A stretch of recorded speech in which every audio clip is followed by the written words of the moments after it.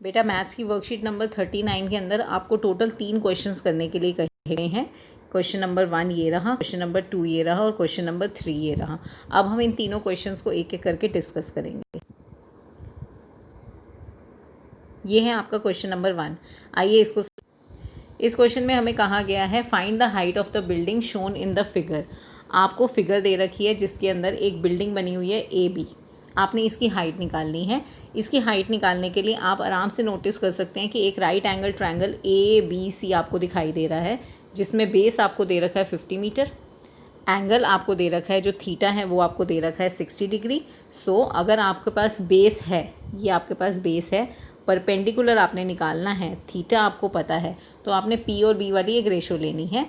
अब आपके पास दो चॉइस है, या तो आप P/B वाली रेशो लीजिए या B/P वाली रेशो लीजिए। कौन सी चूज़ करेंगे आप? जहाँ पर अननोन ऊपर न्यूमरेटर में लिखा हो, हमें परपेंडिकुलर निकालना है। ठीक है, परपेंडिकुलर ऊपर यहाँ पर है तो हम P/B वाली रेशो लेंगे जिसका फॉर्मूला होता है tan। ठीक है, तो tan से हम ये क्वेश्चन करना शुरू करते हैं। हम सबसे पहले ये कहेंगे कि tan थीटा का फॉर्मूला होता है परपेंडिकुलर अपॉन बेस। हमारे पास इस क्वेश्चन में थीटा की वैल्यू है 60 डिग्री, तो हमने थीटा की जगह 60 डाला। परपेंडिकुलर की जगह हम लिख देंगे AB क्योंकि हमें परपेंडिकुलर नहीं पता, और बेस की जगह हम लिख सकते हैं 50। अब tan 60 की वैल्यू क्या होती है? Yes, it's √3। तो √3 इज़ इक्वल टू AB/50। ये हमारी इक्वेशन बन गई। थोड़ा सा इसको और सिंप्लीफाई करते हैं। जब 50 दूसरी तरफ जाके क्रॉस मल्टीप्लाई होगा तो हमारे पास आ जाएगा 50 √3 इज़ इक्वल टू AB। यही हमने निकालना था। हम लिख सकते हैं देयरफॉर AB और height of the building is 50 √3 metres. बस इतना सा क्वेश्चन था। ईजी है ना? समझ में आ गया बेटा सबको?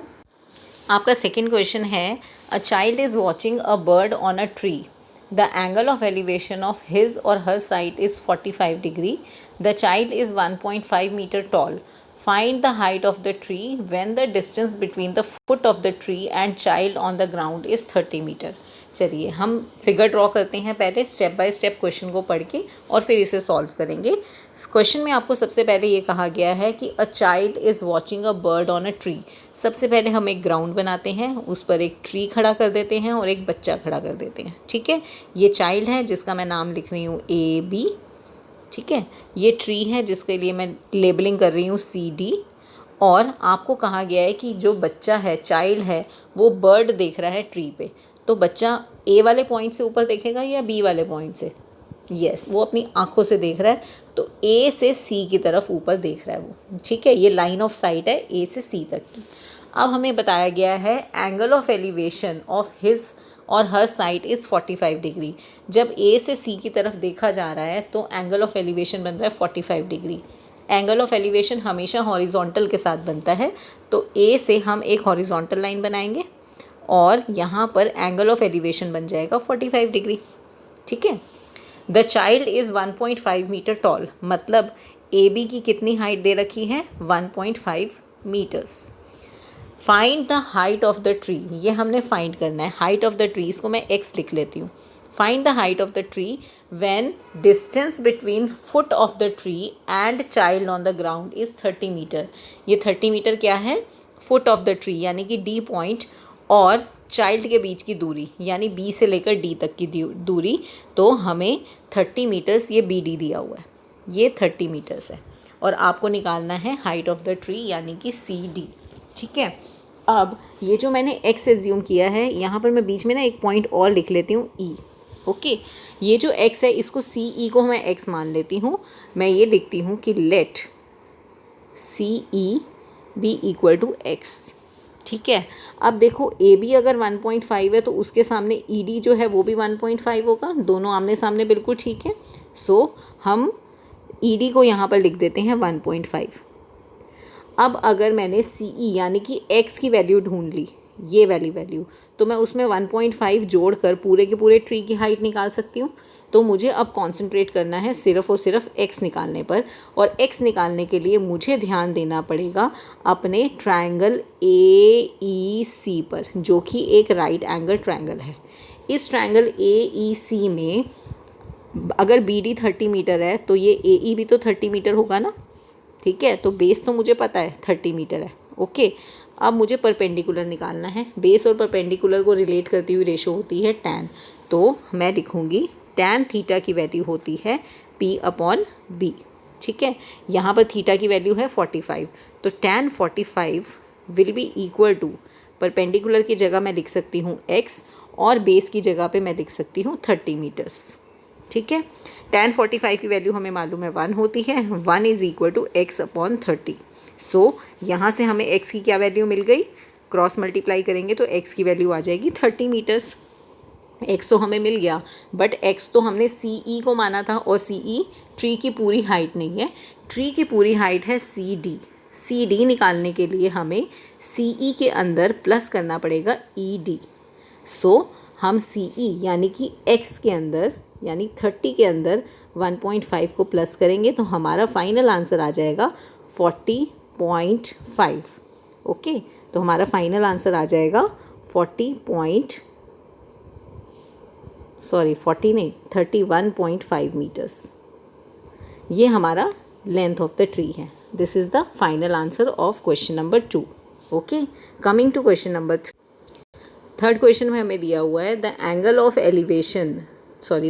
Depression of a car parked on the ground from the top of a 75 meter high tower is 30 degree. Find the distance of the car from base of the tower. फिर से हम एक पहले फिगर बनाते हैं। ये हमारा ग्राउंड है, ग्राउंड पे एक तरफ कार पार्कड है और दूसरी तरफ एक टॉवर है, ठीक है। हमें एंगल ऑफ डिप्रेशन दे रखा है कार का, जो कि ग्राउंड पे पार्कड है, from a 75 metre high tower.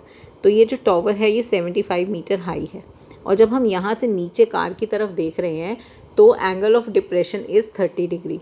Angle of depression हमेशा हॉरिजॉन्टल के साथ बनता है, तो ऊपर से नीचे देखते वक्त ये हमारा हॉरिजॉन्टल के साथ एंगल ऑफ डिप्रेशन बनेगा 30 degree. Find the distance of the car from base of the tower. अब ज़रा मैं पहले लेबलिंग कर लेती हूँ। मैं मान लेती हूँ कि कार हमारी A पर पार्कड है और जो टॉवर है वो BC है। तो आपको निकालना है डिस्टेंस ऑफ द कार, यानी A से बेस ऑफ द टॉवर तक की दूरी, यानी B तक की दूरी।